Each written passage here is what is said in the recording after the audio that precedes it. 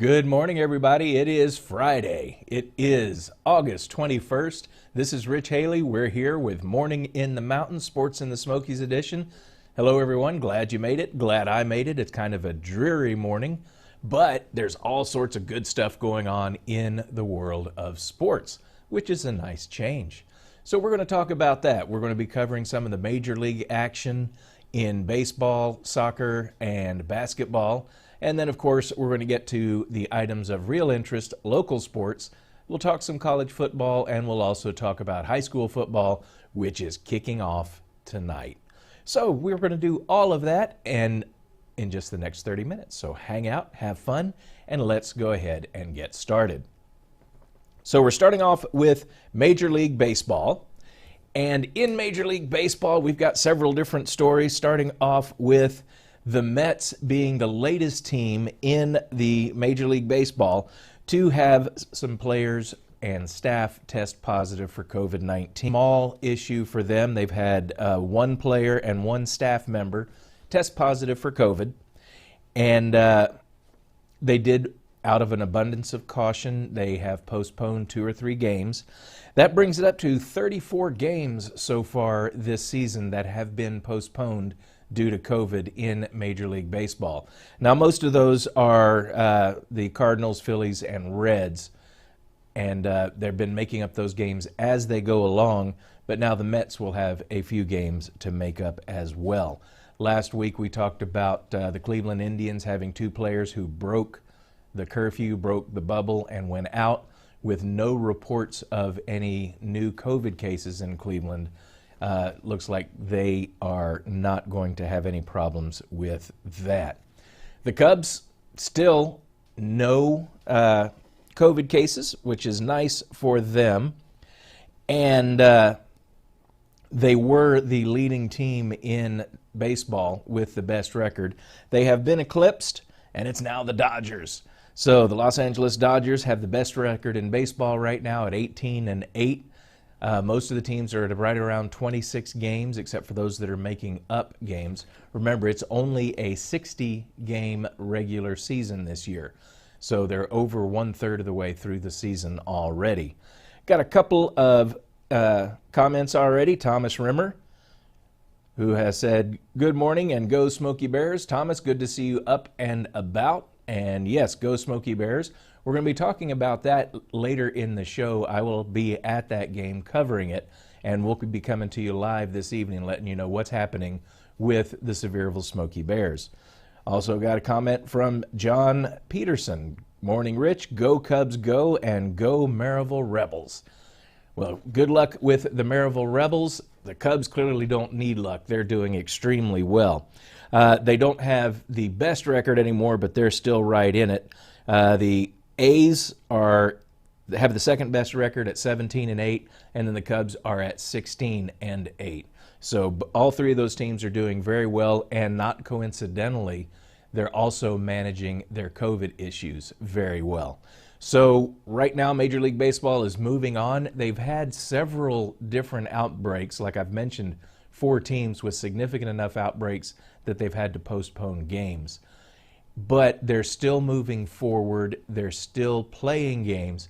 They're still having their season, and they're pushing through this opening issue with some of these COVID issues, and then plan on continuing and finishing out the season, which I think gives a good model for some of the other sports as they move forward. Speaking of other sports, we're going to switch over to the NBA. They're in playoff action. They finished up their abbreviated season. Now, the NBA, like we've talked about, is taking a little bit of a different tack. Instead of playing all around the country, all of their players, all of the staffs are being kept in a bubble in the Walt Disney World system down there in Orlando.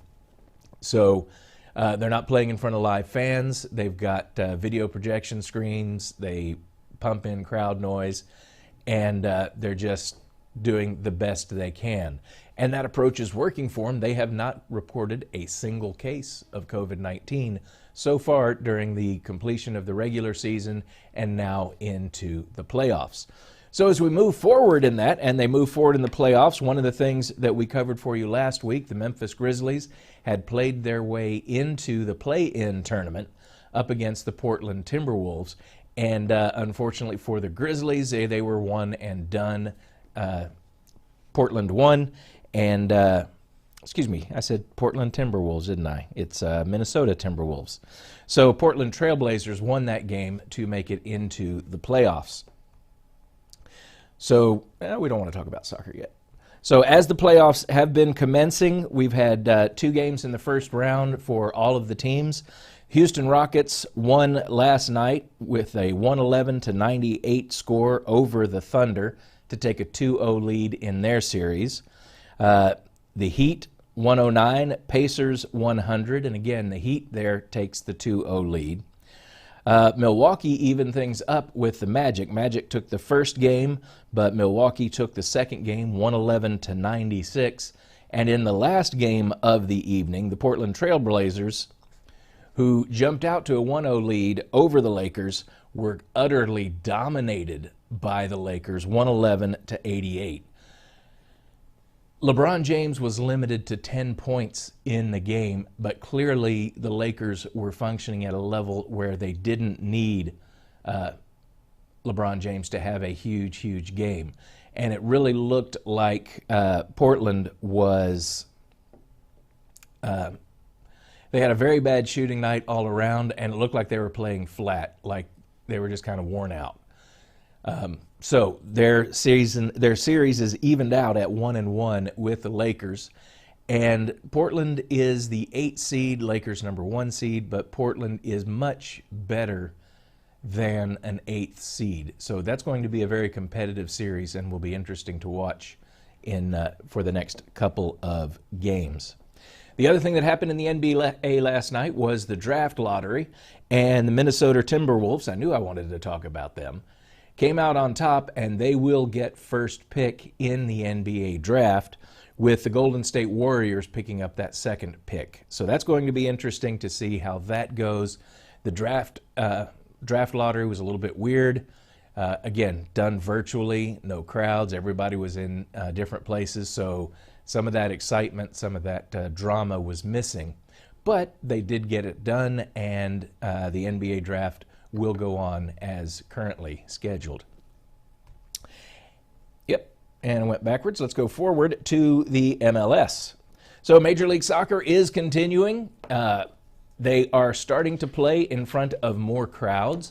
Not bigger crowds, but at least more crowds. More of the stadiums are opening up to spectators. And they're realizing that social isolation is not a problem if you're a soccer fan.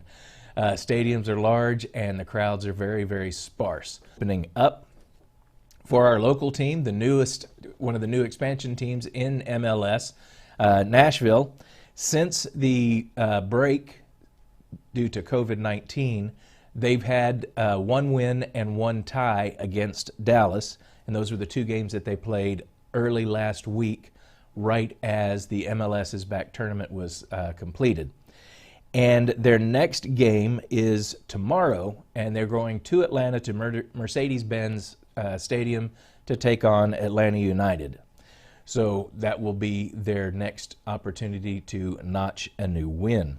So Major League Soccer is moving forward, and they are playing in their home stadiums. And while most of the stadiums are still holding back on allowing fan participation, more and more of them are opening up as we move out of COVID-19, which is a good thing.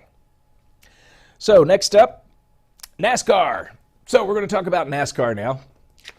And Chase Elliott won the Go Bowling 235 on the Daytona Road Course last weekend. That's his second win of the season, helps him out in the point battle. Denny Hamlin took second. He's now only 118 points behind Kevin Harvick. So that race is tightening up just a little bit. Chase for the championship begins in just about a month, with the first race being at the end of September. And we'll see how everything shakes out for that. Let's see. Next up is 2 races at the Monster Mile in Dover. And both of those races will be closed to spectators. Delaware is not allowing large gatherings right now. So they will be raced at Dover without any fans present. One race will be on Saturday. The next race will be on Sunday. They're both 311 miles. And Chase Elliott is on the pole for Saturday, so he's got a little bit of a streak going on. And they will do the qualifying for Sunday tomorrow. So we'll see how that works out. Both of those races, like I said, are in Dover. The next fan participation race will be back in in 2 weeks. All right, so we've dealt with the professionals. We're going to take a quick break, and when we come back, we're going to talk a little bit about the NCAA and how that's moving forward, and then we're going to get into some high school football and also some girls soccer action and let you know what's going on, because high school sports is back. It's a good thing. All right, don't go anywhere. We'll be right back. I'm Rich Haley. This is Morning in the Mountains, Sports in the Smokies edition. I'll be right back.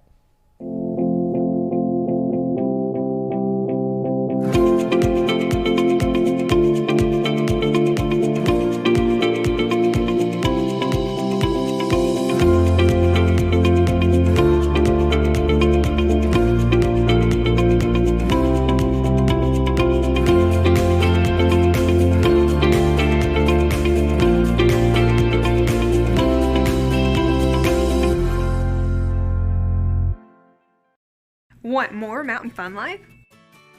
We are now streaming through Roku. Roku is a device that enables you to stream entertainment to your TV through your internet provider. The starting price is only $29, and you can purchase one either online or through your local electronics retailer. It's easy to use, and you won't have to worry about missing any more Mountain Fun Life episodes. Mountain Fun Life, guiding your adventure. Are you a Hitchcock fan? Do you like a good suspense thriller? Then I have a couple of great books for you. Hello, I'm Joe Moore, TV host on Mountain Fun Life channel and international multi-award winning author. Almost 60 years ago, Alfred Hitchcock scared audiences with The Birds. I picked up the story and wrote the next 2 chapters in this saga, Return of the Birds and my award-winning sequel, Revenge of the Birds. Available in hardcover, softcover, and digitally, both books can be purchased wherever fine books are sold, or even autographed through the NorthPolePress.com. You have my promise. These books will keep you up at night. Hey everybody, Rich Haley here. We are back, Morning in the Mountains, the Sports in the Smokies edition. Hope you're having a good Friday morning, ready to go into an interesting weekend here in Sevier County with the Jeep rally going on. You're going to see lots of those four-wheel beasts out there. So traffic might be a little bit tight, but we're kind of used to it. So good stuff coming up this weekend. Weather's going to be a little interesting, so we'll just see how it goes. Speaking of how it goes, let's talk about the NCAA. As we talked about last week, we had some very major announcements on what sports would be going forward, what sports would not. And Division I is pretty much shut down with the exception of the Football Bowl Series, or FBS schools. And they are being allowed to move forward as their conferences see fit. So like we announced last week, the Big Ten and the Pac-12 both said they will not be playing, while the ACC, SEC, and Big 12 said they do want to move forward with a football season. And of course, there's been some sniping back and forth. I did see one little funny quote by one of the SEC boosters. Hearing that the Big Ten was talking about playing in spring, their response was, well, I thought the JV usually played before the varsity. So a little slap in the face of the Big Ten fans out there, but it's college football. That's what you kind of expect. So as we're moving forward, we're a little over a month away from opening kickoff in the colleges. That will be on September 26th.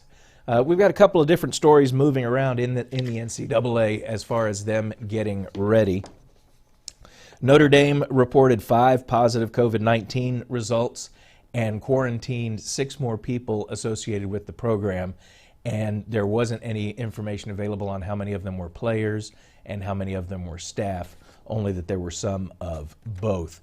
So Notre Dame is dealing with a little bit of an issue. The university itself went to all distance learning last week when they started seeing numbers spike some on campus.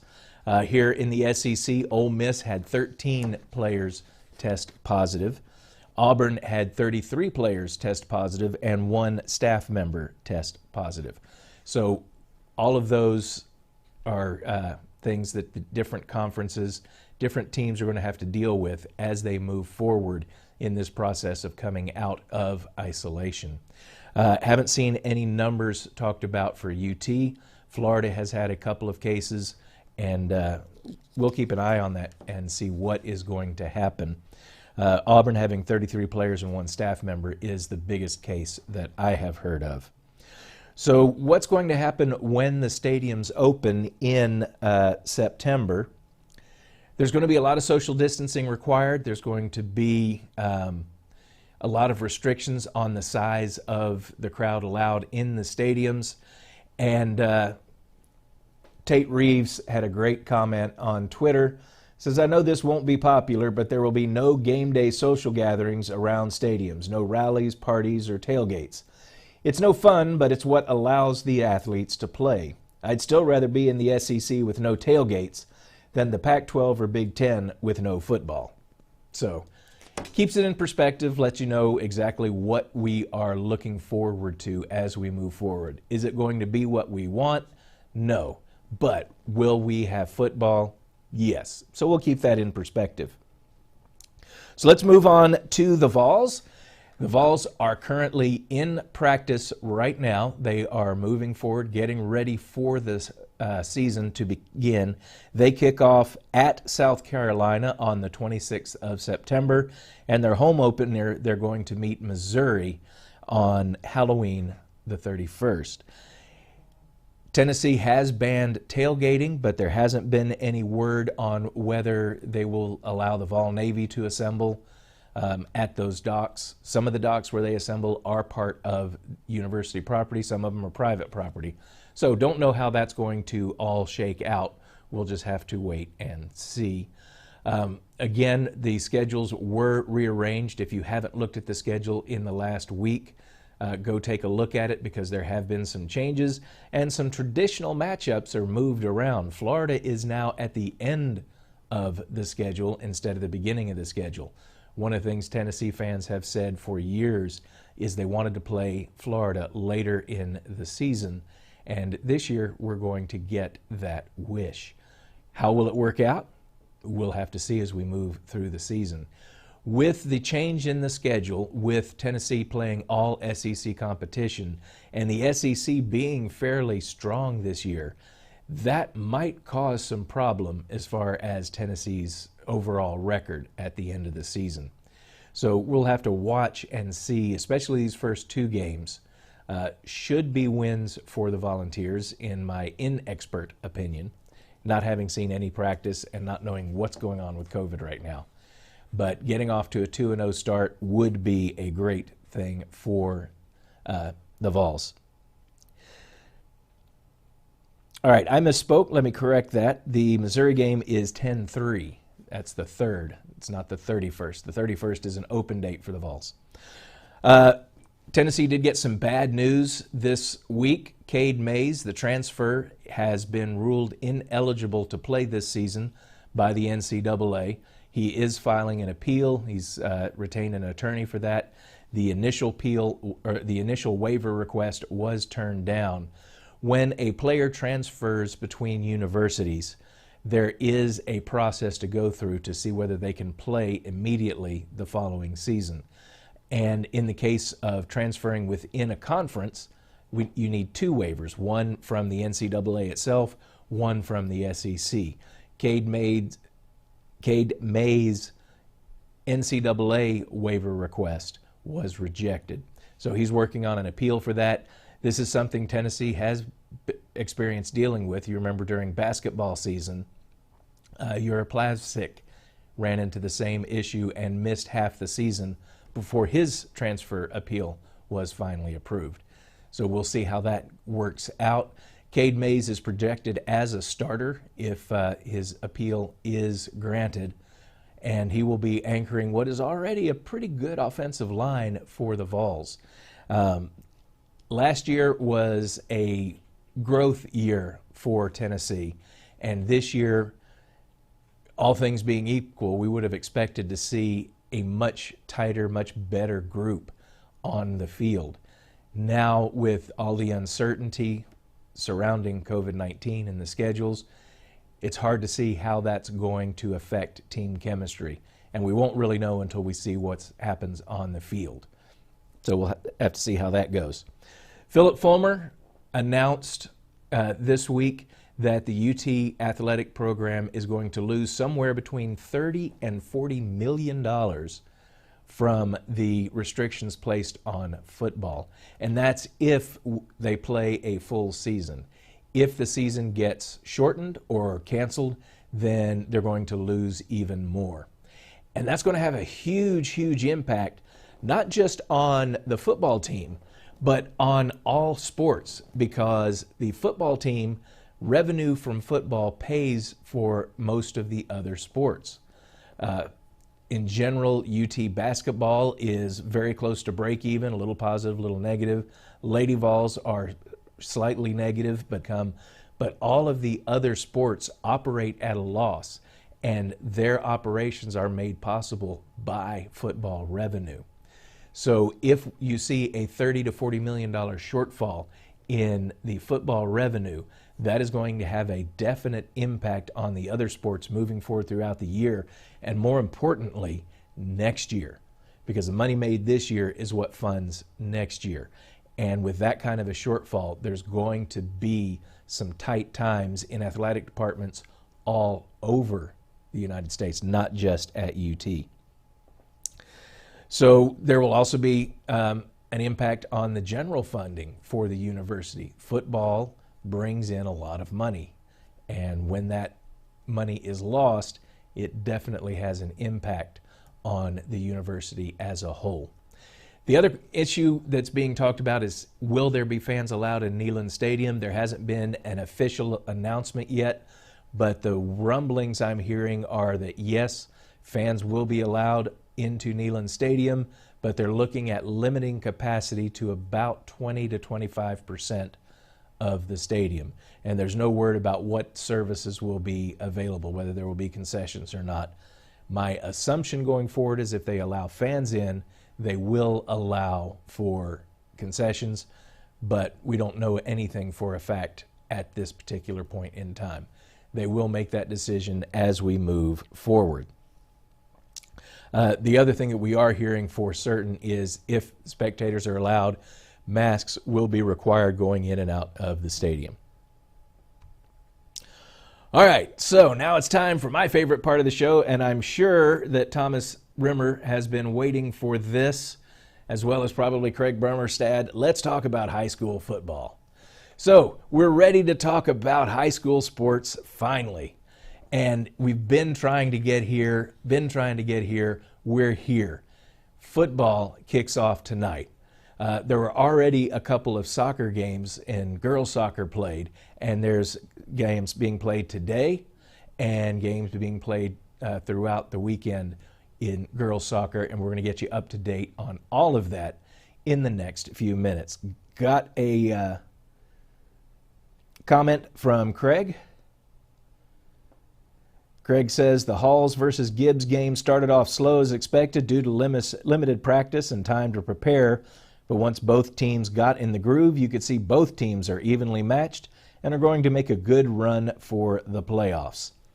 And that is a theme that we expect to see played out in all of our opening matches tonight. That limited practice time, limited preparation time, and just that air of uncertainty, are we going to get to play, are we not, is going to have an effect on the team's performances going forward. And we'll see how each team does as they face those challenges moving forward. But that's the key word. We are moving forward, and I'll have more about that in just a second. But right now, let's look at our individual games. Starting off with Sevier County. Sevier County had a rough season last year, finishing 3-7, 1-5 in the district, and they're opening up against Jefferson County at the Sevier County Stadium. This is the game that I will be covering tonight. We will not be able to webcast, but I will be there. I'll give you a halftime report live from the stadium, so hang out here and I will keep you up to date on what's going on to the game if you can't get out there. Sevier County has posted on their websites and on their Facebook page the way to go to the game. There will be no ticket sales at the game. If you want to go to the game, you have to get your tickets at the school, at the vocational office, and I believe you can still get tickets today, but there won't be any tickets sold at the gate. If you don't have your tickets at game time, you will not be able to get in. Tickets are also very, very limited. I also talked to a parent from Northview, and they said that their kids are being given 2 or 3 tickets for immediate family, and that's pretty much all the tickets that are going to be available. Again, that was from a parent, so don't know if that is 100% accurate, but I do know that all of the stadiums here in Sevier County are working to limit the number of people that are going to be able to watch the games live. So if you don't have your tickets or you don't know how to get tickets, get in touch with the school and find out so you don't get turned away at the gate. So Sevier County lost to Jefferson County last year, and it was a 53-16 loss. Sevier County scored first in that match, and it went back and forth. Sevier County had a lead early in the second, 16-12, but then the Jeff County Patriots just rolled on and, like I said, won 53-16. I'm expecting a better game tonight. It seemed like last year all of the Sevier County teams were in a rebuilding mode, with the exception of Gatlinburg-Pittman and the Kings Academy, and we'll talk about them when we get to them. But the other 4 teams all were in a rebuilding mode. They either had new coaching or they just had a lot of young players or a lot of small players. So you'll see that as I go through and talk about what happened last year. But the overriding theme on that is if you have a rebuilding or reloading year where you're playing a lot of young players, what that means is the next season, all of your players have a lot of experience. They have grown, they've worked in the off season, and the team responds to adversity, and a good coach can use that to mold a team so that the following on year, which is this year, they have a much, much better team. So Sevier County will be facing off against Jeff County. That kickoff is at 7:30. The game is at Sevier County. And again, check with the school to see if you can get tickets today. If not, stay with us on Facebook, and I will give you updates throughout the game. Next team we're going to talk about is Seymour. The Seymour Eagles finished last season 5-5, 2-4 in the district, and they're taking on the Kings Academy. Now, Kings Academy had a great season last year. They went 6-5 overall, but they were 5-1 in the district and did get to go into the playoffs. So, and that was their first year for their coach, Jonathan Sellers, who is back and bringing them forward.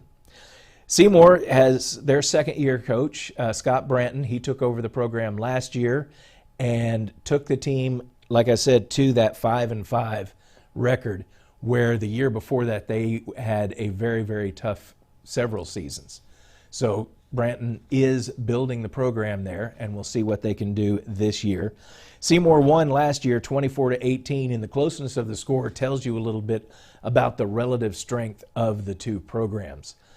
Seymour was rebuilding. Kings Academy had a couple of major players who went on to play for college teams. So it was a very close, competitive game. We'll see what happens this year. So let's see.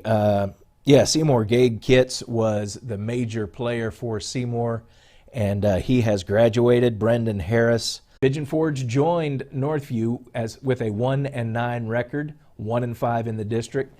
Their one win was over Northview, so they kept county bragging rights for that one. They are taking on Claiborne County, and again, that will be a home game for Pigeon Forge with a new head coach, but he's also the old head coach. Scott Meadows returns to Pigeon Forge.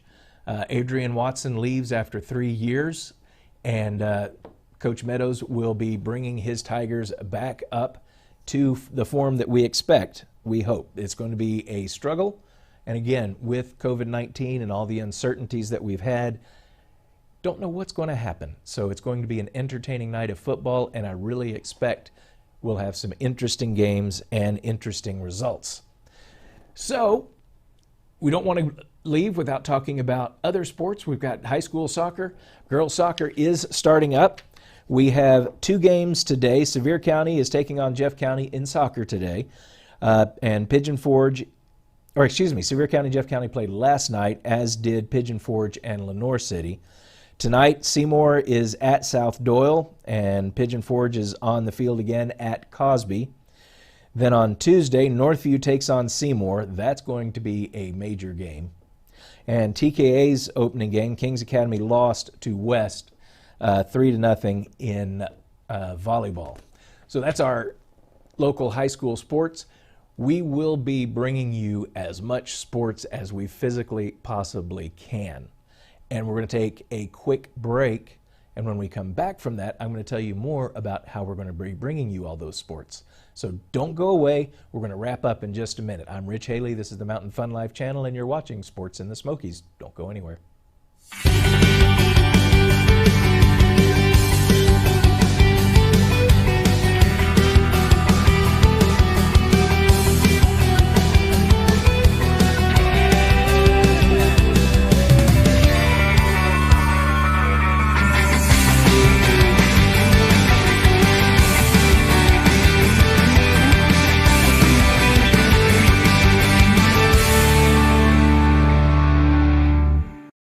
Being a successful business is a lot of work, especially when you have to design your own media projects and advertisements. Let us take care of your media needs. We are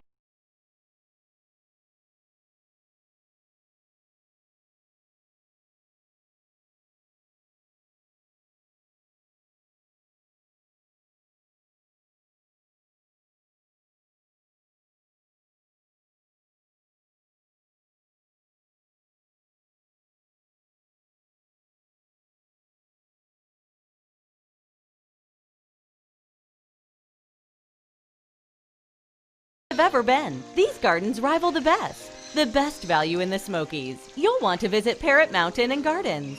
Call or visit us online. We'll see you there. Hey, it's Rich Haley here. We are back. Sports in the Smokies here on Morning in the Mountains. And we're about to wrap the show, but I wanted to take a little bit of time to let you know what we're moving forward towards here at the Mountain Fun Life channel.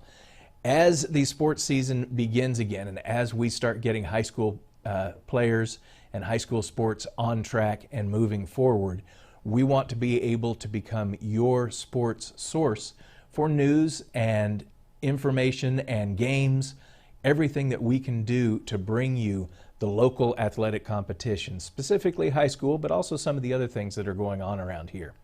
So we're expanding our sports coverage, and we're moving part of it or most of it off to a new channel that we're putting together. It's going to be part of the Mountain Fun Life family. We're still going to be linked together. We're still all hanging out together, and we'll still be doing this show weekly here. But we don't want sports to become the only thing that Mountain Fun Life is known for. I'm very happy doing sports, and I want people to know that we show you everything that you need to know about what's going on here locally in the sports community. But at the same time, Mountain Fun Life is all about everything that's going on in the Smokies. So we're setting up and building a new channel that we're putting together where it's going to be sports centric, and we're going to move a lot of our day-to-day sports coverage over to that channel. And it's something we're kind of excited about, and we hope you guys enjoy it and that you follow us and show us the same level of support that you have here for Mountain Fun Life. Again, I'm not going anywhere. I'll still be here on Fridays. But throughout the week, when we've got volleyball games 2 nights a week, soccer matches 2 to 3 nights a week, football every Friday, that's going to be a lot. So we think it can support a channel, so we're looking at moving that in there. So stay tuned, stay on this space, keep your eyes open. There's going to be an announcement pretty soon, and you will see as we blossom and grow and become